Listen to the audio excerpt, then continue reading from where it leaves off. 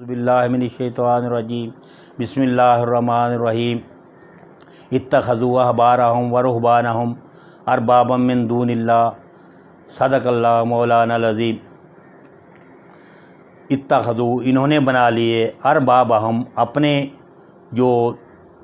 رہبان ہیں، ارباب ہیں جو ان کے مذہبی رہنما ہیں، مذہبی پیشوا ہیں، اربابا من دون اللہ اللہ تعالیٰ کے علاوہ رب بنا لیے ان لوگوں کے۔ تو یہ آیات مبارکہ جو ہے نازل ہوئی عدی بن حاتم تائی کے بیٹے جو کہ مسلمان تھے، اللہ کے رسول کے صحابی تھے، فرماتے ہیں اللہ کے رسول صلی اللہ علیہ وسلم ہم نے تو اپنے ان کو رہبان کو کبھی رب نہیں بنایا تھا، تو اللہ تعالیٰ کا فرمان تو برحق ہے کہ ہم نے ان کو رب بنا لیا تھا۔ تو یہ سمجھ میں نہیں آتی بات۔ آپ صلی اللہ علیہ وسلم نے فرمایا کہ جس وقت جو ہے آپ کے رہبان اور آپ کے جو علماء ہیں وہ کوئی بات کہتے تھے اور منسوب اللہ تعالیٰ کی طرف کرتے تھے یا سیدنا موسیٰ علیہ السلام کی طرف کرتے تھے، سیدنا عیسیٰ علیہ السلام کی طرف کرتے تھے، تو کیا تم ان سے پوچھتے تھے کہ تورات میں، انجیل میں یہ بات کس جگہ پر ہے تو ہمیں وہ دکھاؤ؟ تو یا اس کو ویسے ہی مان لیتے تھے کہ جیسے انہوں نے کہا ویسے ہی مان لیتے تھے؟ تو انہوں نے کہا ہم یہ تصدیق کرنے کے لیے تو نہیں کہتے تھے، ہم ویسے ہی مان لیتے تھے۔ آپ نے فرمایا یہی تو رب بنانا ہے کہ اللہ تعالیٰ کی جو بات، اللہ تعالیٰ کے نبی کی جو بات ہو اس کی تصدیق کی جائے۔ حضور صلی اللہ علیہ وسلم نے فرمایا کوئی بھی بات ہو پہلے اس کی تصدیق کر لو کہ اس میں ہے، اللہ کا فرمان ہے، قرآن مجید میں مذکور ہے، رسول اللہ صلی اللہ علیہ وسلم کے فرمان میں ہے، فرمایا اسی طریق سے مان لینا اور اس کی تصدیق نہ کرنا۔ اس کے لیے آپ نے فرمایا کہ اور کوئی بھی بات ہو اس کے علاوہ بھی، یہ تو قرآن حدیث بہت اعلیٰ درجے کا مقام ہے کہ اس کی ویریفائی کریں، تصدیق کر لیں، قرآن پاک کی کون سی صورت مبارکہ میں ہے، اس کا مفہوم کیا ہے، اور اسی طریقے سے اللہ تعالیٰ کے رسول صلی اللہ علیہ وسلم کا فرمان ہے تو یہ بخاری شریف میں ہے، مسلم شریف میں، موطا امام مالک میں ہے، سیاہ ستہ کی کس کتاب میں ہے؟ تو فرمایا اگر اس کی ویریفائی نہیں کرتے، یہ حدیث جو ہے اس کے راوی جو ہیں ان میں سے کوئی ضعیف تو نہیں، یہ ساری ویریفائی کرنے کے بعد جو ہے اس کو تسلیم کرنا۔ فرمایا یہی تو کہ آپ اس میں ویریفائی کرتے ہیں، اگر نہیں کرتے کوئی بھی سنی سنائی بات جو ہے آگے پہنچاتے ہیں۔ رسول اللہ صلی اللہ علیہ وسلم نے اس کی بڑی وعید کی ہے، فرمایا کافی ہے بالمرء کاذبا، کسی شخص کے لیے جھوٹا ہو جانا، ان یحدثا کہ وہ ہر بات کی جو ہے وہ بیان کرتا پھرے، بکل ما سمع ہر چیز کی جس کی اس نے جو ہے سنا اور ایسے ہی آگے جو ہے پہنچا دیا۔ تو قرآن پاک، حدیث مبارکہ، اس طریقے سے بزرگوں کے قول، یہ ساری کی ساری باتیں ہمیں تصدیق کر کے پھر اس کو لینا چاہیے، ورنہ جو ہے اگر ان کی بات صحیح نہیں ہے، قرآن میں نہیں ہے، حدیث مبارکہ میں نہیں ہے، تو وہ شخص بتانے والا جو ہے جس طرح وہ گناہ گار ہوگا، ہم بھی اس گناہ کی زد میں جو ہے وہ آ جائیں گے۔ حضور صلی اللہ علیہ وسلم نے فرمایا میں نے کوئی بات نہیں کہی اور کوئی شخص جو ہے وہ مجھ تک منسوب کر دے تو وہ اپنا ٹھکانہ جو ہے وہ دوزخ میں بنا لے، یعنی غلط حدیث مروی کرنا، روایت کرنا، یا اسی طریقے سے قرآن پاک کی غلط انٹرپریٹیشن کرنا، فرمایا وہ اپنا ٹھکانہ جو ہے وہ دوزخ میں بنا لے، وہ جہنمی ہے۔ تو اللہ تعالیٰ جو ہے وہ جب آدمی تصدیق کرتا ہے تو اللہ تعالیٰ اس کو جو ہے کہتے ہیں، اور قرآن پاک میں دوسری جگہ اللہ تعالیٰ نے ارشاد فرمایا کہ ان اللہ یامر بالعدل والاحسان، کہ اللہ تعالیٰ عدل اور احسان کرنے کا حکم دیتا ہے۔ تو یہی عدی بن حاتم رضی اللہ تعالیٰ عنہ جو حضور صلی اللہ علیہ وسلم کے جلیل القدر صحابی ہیں، اور قبیلہ طے جو ہے وہ مرتد ہو گیا تھا، تو حضرت ابوبکر صدیق نے ان کو بھیجا، انہوں نے اپنے قبیلے کو سمجھایا، ان کی جو ان کے والد کی عنایتیں تھیں لوگوں پر، تو اس کی وجہ سے لوگوں نے ان کی تکریم کی اور پورا قبیلہ جو ہے اثر نو دوبارہ جو ہے وہ مسلمان ہو گیا۔ تو ان کے والد جو ہیں وہ اتنے عظیم جو ہے وہ سخی تھے۔ آج کوئی آدمی بڑے سے بڑا سخی ہو تو یہ کوئی بھی نہیں کہہ سکتا کہ تو بہت بڑا سخی ہے، تو ہر کوئی یہ کہے گا یار تو نے کون سا حاتم کی قبر پر لات مار دی ہے، یعنی حاتم تم سے زیادہ سخی تھا۔ تو حاتم جو ہیں ان کے بارے میں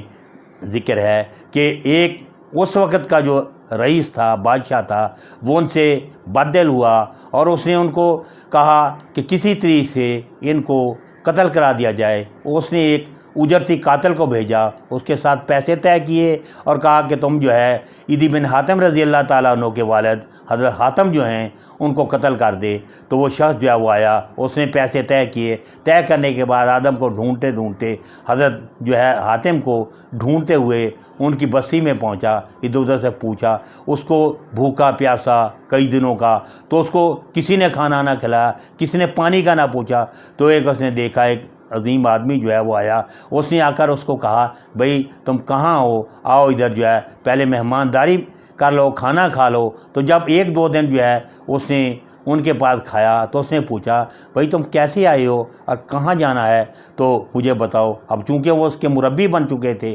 اس پر ان کو بہت زیادہ اعتماد تھا، تو اس نے اس کو بتایا کہ وہ اجرتی قاتل ہے اور پیسے لینے کے لیے جو ہے حاتم کو قتل کرنے کے لیے آیا ہے۔ تو حاتم جو ہے رحمۃ اللہ علیہ انہوں نے کہا کیا تم حاتم کو جانتے ہو؟ اس نے کہا جانتا نہیں، ایسے پوچھ کر میں نے جو ہے جانا تھا اور اس کو قتل کر کے اس کا سر لے جا کر انعام حاصل کرنا تھا۔ تو حاتم رحمۃ اللہ نے کہا کہ مجھے قتل کر لو۔ اس نے ہاتھ باندھے، اس نے کہا میں آپ کو قتل کیوں کروں گا، آپ تو میرے مربی ہیں، اتنا آپ نے میری خدمت کی، جب کسی نے مجھے جو ہے کسی طرح بھی میری جو ہے وہ مہمانداری کی تو آپ نے اتنا جو ہے میرے ساتھ مشفقانہ سلوک کیا، تو میں آپ کو قتل کر دوں۔ تو انہوں نے کہا حاتم میں ہی ہوں، اس سے پہلے کہ وہ لوگ جو میری حفاظت پر مامور ہیں اور وہ لوگ جو میرے قبیلے کے ہیں کہیں تمہیں قتل کر دیں تو مجھے ابھی جو ہے ٹائم ہے، قتل کر کے لے جاؤ۔ وہ فوراً جو ہے رونے لگا زارو قطار، قدموں میں گر پڑا۔ اس نے کہا کہ اگر آپ حاتم ہیں تو آپ کو میں قتل کرنا ایک دنیا کو ایک عظیم انسان سے محروم نہیں کر سکتا۔ اس نے جا کر واپس اس رئیس کو جا کر کہا کہ وہ شخص جو ہے اتنا جو ہے مربی ہے، اتنا محسن ہے، ایسے شخص کو قتل کرنا جو اس طرف اپنی حسد کی وجہ سے، یہ روا نہیں ہے، وہ کسی طور پر جو ہے یہ کام نہیں کر سکتا۔ تو وہ رئیس جو تھا اس نے توبہ کی اور آئندہ اس نے ہر قسم کے غلط کام کرنے سے توبہ اختیار کی، اور اس نے دوبارہ جو ہے اس شخص کو کہا کہ آپ نے بہت اچھا کام کیا کہ حاتم کو جو ہے وہ قتل نہیں کیا۔ تو ایسے آدمی سے اگر دنیا جو ہے وہ کم ہو گئی تو پھر کوئی نہیں، معلوم نہیں کہ اللہ تعالیٰ کی طرف سے کوئی عذاب آ جائے کہ اللہ تعالیٰ نے فرمایا ان بطش ربک لشدید، بے شک تیرے رب کی پکڑ جو ہے وہ بہت سخت ہے۔ کئی اس طرح کے اجرتی قاتل اللہ تعالیٰ کی پکڑ میں آ جائیں۔ اور اللہ تعالیٰ نے دوسری کا ارشاد فرمایا